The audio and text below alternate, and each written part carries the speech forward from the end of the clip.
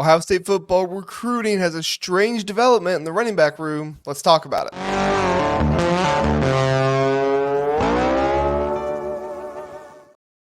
All right, so Ohio State football recruiting. We know kind of what's going on here with the running back class and what they're looking at, but let's just recap really fast. Ohio State is most likely going to be losing Quinshon Judkins and Trevion Henderson to the draft next year. Of course, they will for sure lose Trevion Henderson. Quinshon Judkins most likely should be leaving as well. That leaves Ohio State with James Peoples, Sam Williams-Dixon, and TC Caffey could be one of those guys that ends up with a scholarship this year. I've not heard that that's happened, but it could very well be possible based off some of the hype that we've been hearing with him. Well, the current outlook as it sits right now for Ohio State recruiting in the running back room is like this, okay? So the number one priority guy, Jordon Davison. This has been the guy for a long time. This is the guy that you hired Carlos Locklyn for because they had a relationship going back to Oregon. He's been a strong lean for Ohio State for, I don't know, the last 2 months, 6 weeks, whatever you want to call it. But there are rumors now that Georgia is lurking, that Georgia is pulling closer, and what looked like at one point was going to be a slam dunk for Ohio State is looking like this could be problematic. I'm not saying Ohio State's losing him, but just the rumors out there is that he is fond of Oregon, even though Carlos Locklyn left Oregon and came to Ohio State, that he is finding Oregon to be a school that he is very much into. Right now, it seems like a race between Ohio State and Oregon. All right, so our next guy, Bo Jackson, is the guy from Ohio, the guy that many people want. He's technically an athlete in this class, but Ohio State plans to use him as a running back, and this is somebody that Ohio State fans have been very, very high on. I know that there's another guy, we're going to talk about him here soon, but Bo Jackson seems to be the one that Ohio State has prioritized, the one that Ohio State fans have kind of gone with. Well, it's gotten a little dicey. There were rumors there that Michigan was going after him, but he wasn't really interested in him. And so then he took his official visit, or he scheduled his official visits to to Georgia, Ohio State, and Alabama. I'm so used to saying Oregon with all these players by now. But it seems like, if you're reading the tea leaves, if you're kind of figuring out what Steve Wiltfong and some other guys who are trusted in the recruiting community say, sounds like Bo Jackson is a heavy lean for Georgia right now. It sounds like if Ohio State wants to win Bo Jackson back, they're going to have to really figure out what they need to do in this upcoming visit. I believe it's May 31st that he has, but Ohio State really needs to try and get him to set a later commitment date. He's not set his commitment date yet, at least to my knowledge, and it would behoove Ohio State for that commitment date to be in July or later on, because he is going to visit Georgia. If he has a good visit there, he might just commit really close after that, which would be bad news for Ohio State, because obviously if he's already a strong Georgia lean, then you don't want him committing sooner. So it would obviously be ideal for Ohio State to get him to commit either in July, maybe in the season, something like that. All right, the next guy, Isaiah West,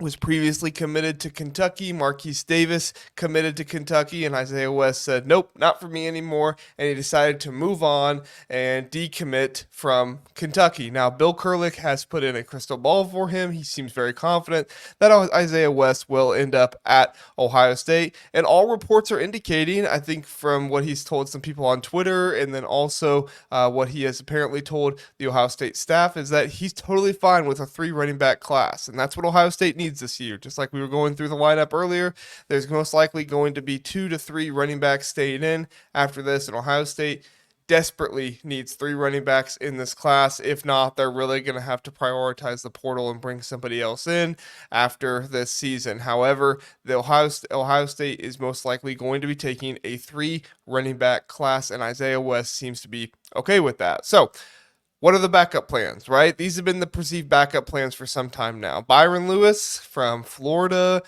nearly top 200 and 24/7 composite. He is visiting on June 14th. You kind of get the vibe that he's kind of a backup plan if Bo Jackson doesn't work out. Maybe you go with Byron Louis instead, bring him in. And the other one, Jeff Overton, he kind of seems like the backup plan, and I'm not trying to disregard him as a player by saying that. That's just kind of what the vibe is right now, is that if he wanted to commit, Ohio State probably wouldn't accept his commitment because they're going to probably wait on these other guys and see what happens with them instead. Seems like Jeff Overton is kind of like the safety net in case Isaiah West doesn't work out. Well, here's the strange thing, okay? The strange thing is that Ohio State is looking like they're going to be getting visits from 3 more running backs coming up by the end of June. So these 3 running backs are Anthony Rogers, Marquise Davis, and Shekai Mills-Knight. We've heard a little bit about Shekai Mills-Knight. Shekai Mills-Knight, he's had his name out there. He's somebody that actually Michigan is going after quite a bit right now. He has an official visit set up with them. He's only a 3-star guy in the picture here. He has no stars, but if you look elsewhere, he's pretty much a 3-star guy. Everywhere else, number 31 running back, number 13th player in Tennessee. So his recruiting rankings aren't gonna fly off the screen and make you feel great or anything, but he would be a player that for sure, he runs hard, very, very aggressive, would be somebody I think Ohio State fans would be proud of watching him on the field. But at the end of the day, he seems like another one that's kind of like the Jeff Overton type, might be there just in case Ohio State needs him if you lose an Isaiah West or somebody like that. Marquise Davis, not really a surprise here that Ohio State wants to go after him and wants to get him on campus. This seems like another one in case Bo Jackson doesn't work out. As we talked about earlier, it looks like things aren't great with Bo Jackson right now, so that kind of makes sense that you would have maybe 2 guys in the fold there just in case. And to me, this just really confirms the suspicion that the Ohio State staff is concerned about losing Bo Jackson. Obviously, they're going to give their best effort to try and get him, but they are concerned about losing Bo Jackson, at least in my mind. I don't have that for sure. I've not had a staff member say that to me, but if you kind of follow the visits, kind of follow what's going on here, it seems like that would be the case. And then the big name, Anthony Rogers. I believe his nickname is Turbo, if I heard that correctly. So Anthony Rogers, he seems like the backup plan for Jordon Davison. Now, Jordon Davison, as I said, might not be as secure of a lock as we previously thought, and that would be concerning. Jordon Davison has been somebody that Ohio State has prioritized for a long time now. This is somebody, like I said, for at least the past 2 months, Ohio State fans thought this guy's a lock. He's coming in. We want him to be here. It would be great to have him here, but Oregon is lurking. And so Anthony Rogers, yes, he is. Oh, I have the thing over it there. Yes, he is an Alabama commit right now, but listen to a little bit of what's going on with him. Number one, Anthony Rogers comes from the same high school as Quinshon Judkins. So he has a connection there. He knows Quinshon Judkins. I believe he was a freshman when Judkins was a senior, because he would come in this year. So yeah, he would be a freshman in high school when Judkins was a senior. So not a ton of time together there, but at least somebody that he could look up from at his high school. And then somebody else that he could really look up from he also comes from the same hometown, Montgomery, Alabama, as Carlos Locklyn. And so Carlos Locklyn could easily come in there and say, hey, buddy, I know you know this town. Maybe he knows his family. Who knows? There's obviously that strong connection there. And he could possibly flip Anthony Rogers from Alabama. Now, Auburn is also lurking here a little bit as well, but I think if Carlos Locklyn really tried to get involved with Anthony Rogers, he could make a strong push for him. Not saying that Carlos Locklyn is looking at, making this for sure going to happen, but he could make a strong push there. And one of the reasons why I believe that is because he is supposed to be coming in for a visit within the next 2 weeks. We'll see if that actually happens, but that is supposed to happen. He is supposed to come on a visit in the coming weeks. So if that indeed does happen, these strange visits coming in do lead me to believe what is going to come of this class, what's going to come up. And so I have a few scenarios here. I wasn't able to fit every single person on the screen, so I'm going to mention a few different guys, but here's my good scenario. Okay. My good scenario, or my ideal scenario right here would be that we would get either Jordon Davison or Anthony Rogers, either Bo Jackson, Marquise Davis, or, like I said, I couldn't fit everybody on the graphic, Byron Louis, And then finally, either Isaiah West, Shekai Mills-Knight, or Jeff Overton. You kind of have a little bit of tiers here with these guys. If you're going to take a 3 running back class, they can't all be top 100 players. Guys don't like that. Guys don't want to do that. And so this would kind of be the ideal scenario. Get one of your premier guys, get one of your guys that's kind of one of your secondary guys, but has a lot of good talent, could be a really good player still, and then kind of get one of your more developmental. They're not going to come in and start right away, but they could come in and be a good player, be a good piece for your team at some point. The good scenario, this is a scenario where it's like, yeah, it'd be good if this happened, but it's not ideal.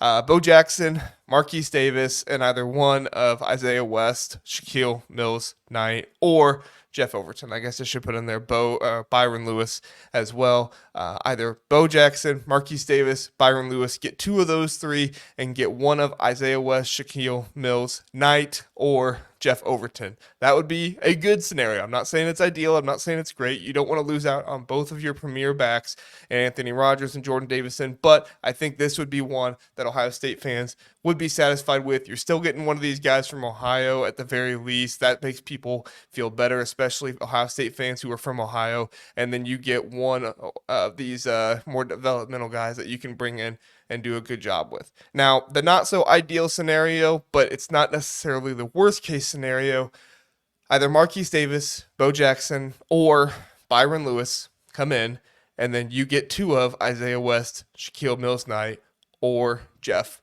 Overton. This would obviously not be ideal. You're only landing one of your kind of secondary guys, and you're landing 2 of your kind of developmental guys. Now, obviously, this would not be a killer. James Peoples and either Marquise Davis, Bo Jackson, or Byron Louis would definitely be able to hold the backfield together, but you are running a little bit of risk of some injuries here. I could possibly see Ohio State going into the transfer portal if this happens, but this is kind of your not so ideal, but it's an okay scenario.